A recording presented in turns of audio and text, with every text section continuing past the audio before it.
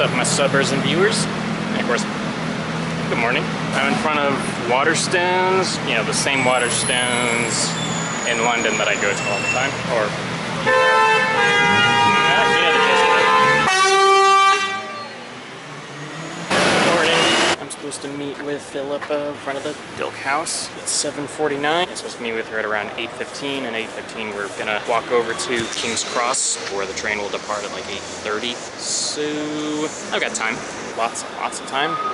Hoxton and Cambridge, 8:53 Great Northern service to... Whoa, I'm at King's Cross railway station. Wow, too cool. 53 Great Northern service to Cambridge. Call at Finsbury Park and Cambridge. I wonder if someone could tell me where platform 9 3/4 is. Melbourne, Shepperton, Hoxton and Cambridge. Hello. For the passengers intending to travel on this service, please join the train now and it is ready to leave. I mean, the future is here.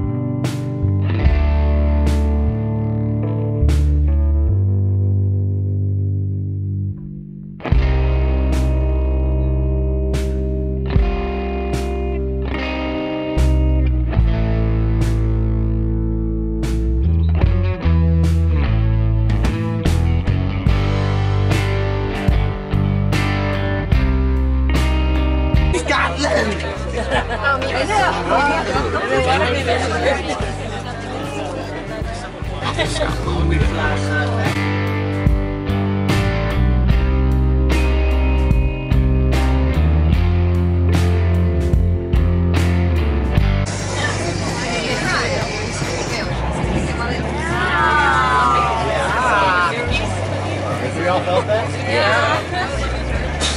So what happened?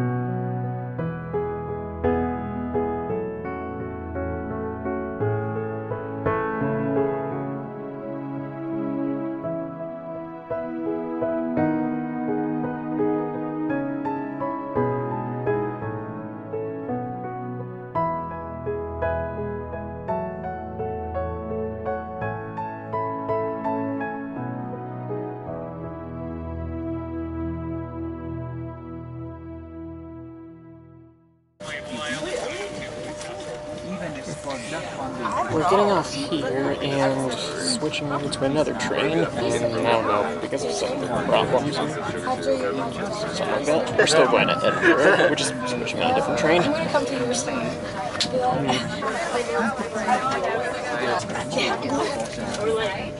Oh, I thought you wanted to make your own.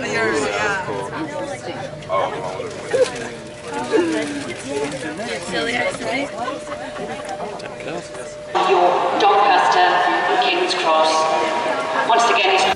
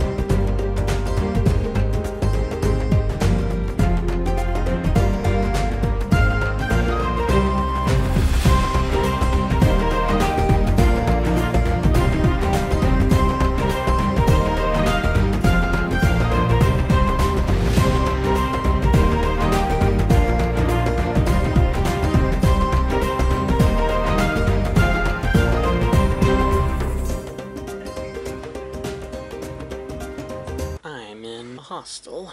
Don't worry, there's no group of torturers who will break in, kidnap me, and then torture me to death and all. That only happens in the movies. Tonight there's supposed to be that there is an optional tour. A tour around a graveyard. I at first said that I wasn't gonna go just to save money because it's £11 and it's just a tour around like the most haunted graveyard in all of Scotland. But who knows? I'm thinking I might reconsider and go after all.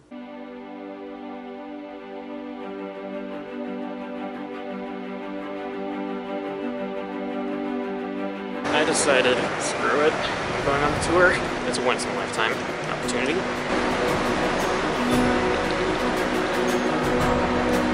Every city in the UK looks gorgeous when it's nighttime, or almost nighttime.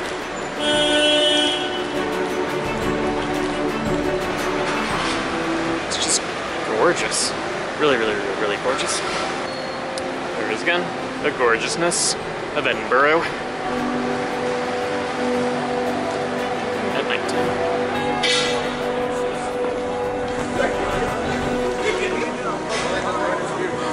It's Adam Smith.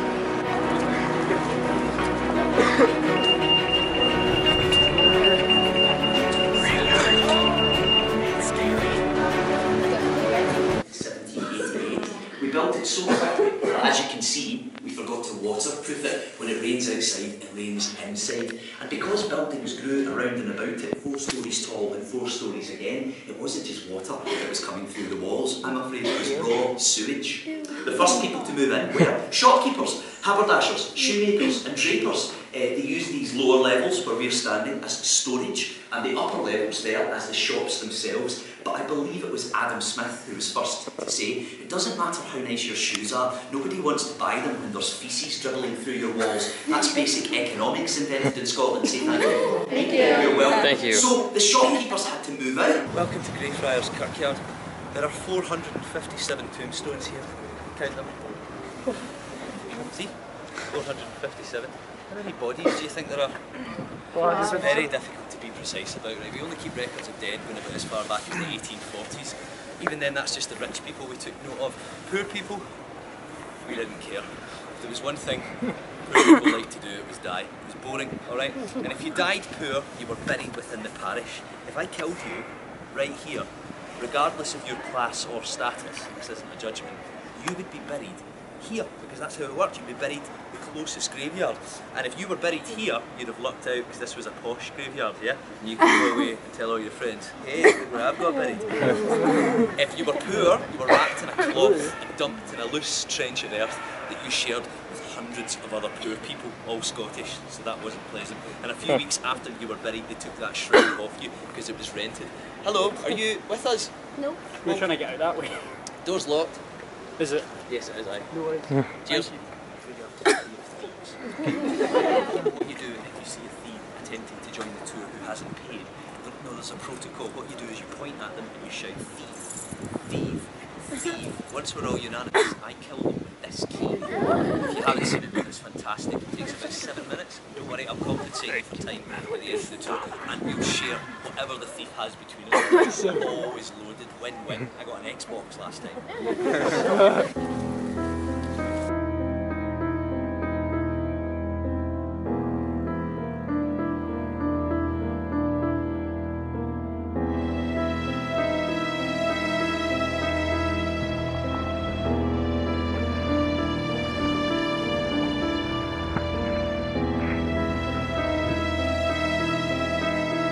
Just rain. You all look so terrified. Do you know the water can't hurt you, little Americans? Don't be frightened of the water. You all retreating into your clothes. We will be in shelter in just over 5 minutes, alright? Can you take it till then? That's the good news. The bad news, it's the most publicised site of paranormal activity in Scotland. This way. Ow. Ow, sorry. Okay. So mean, Justin. I didn't do anything. I didn't know you were still in there.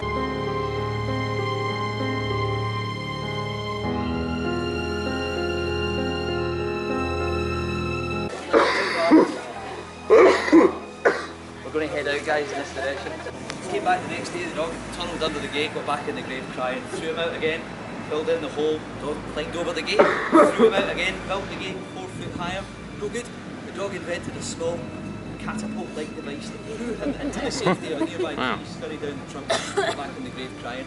14 years passed, there was nothing we could do to stop him lying there, so we rewarded his persistence. We gave him a key to the city, which is ridiculous because dogs lack thumbs, which are pivotal in the turning of keys and locks. And if you have the key to the city of Edinburgh, that also entitles you to the vote. So if this story is true, Scotland gave the vote to a dog about 60 years before we gave it to women. It's a novel. Actually, it's just a novel by Eleanor Atkinson, who was an American who never once visited Scotland. She also wrote Johnny Appleseed. The stone to John Gray across there is erected by the American lovers of Bobby. Okay, that's why it's there. It's there because of a Disney movie. Now, I'm not saying it didn't happen. There's a statue of the dog just outside on the left. It's the most photographed statue in the whole of Scotland. Get your photos taken beside it. Fictional or not, the dog has done more for this city than shortbread or tartan. But there are a few problems. The John Gray buried over there is not a shepherd like in the book, he's a policeman. The Policeman's Museum will tell you about John Gray, the policeman that had a loyal dog called Bobby. But come on, we all know the police and they jump on any nice story about themselves that they can find. Fictional or not, he's brilliant. And please note, as you go out on the right, there is a sign put there by the council that says no dogs allowed at gives you an idea of what it's like to live here. Okay, that's the tour finished. If you need directions to get out of here, cross the street, turn left, walk along the first set of traffic lights, turn right, and you're back on the Royal Mile and far from safety, small ones. Okay. If you wish, you can follow me into the creepy wee shop in the graveyard. We have books on the subject, books of accounts of people who claim they've been attacked, and some dreadful souvenir items that you'll have to see to believe. I've never been in a tour with so many plague victims. Enjoy the rest of your lives, 72 hours, so go wild. Thank you very much. You've been lovely. Good night. Thank you, good night. Let's go drink. Let's go do something. Daddy.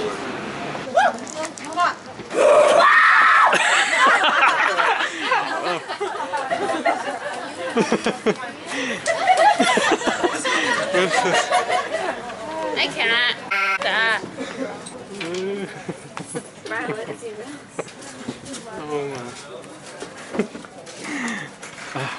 Funny. Don't you think?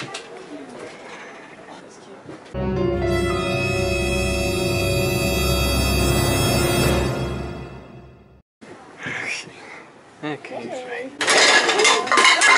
That's the curse, so right there. The curse manifests on the first day with a lamp falling on your head. Okay, that's if anything follows you, that costs extra. Okay? So yeah, most recent ones are written in biro, guys. It's fun, I'm just playing at being a giant. I'm imagining I'm stepping over your entire village and there's nothing you can do. Night. Well, that's it for the tour.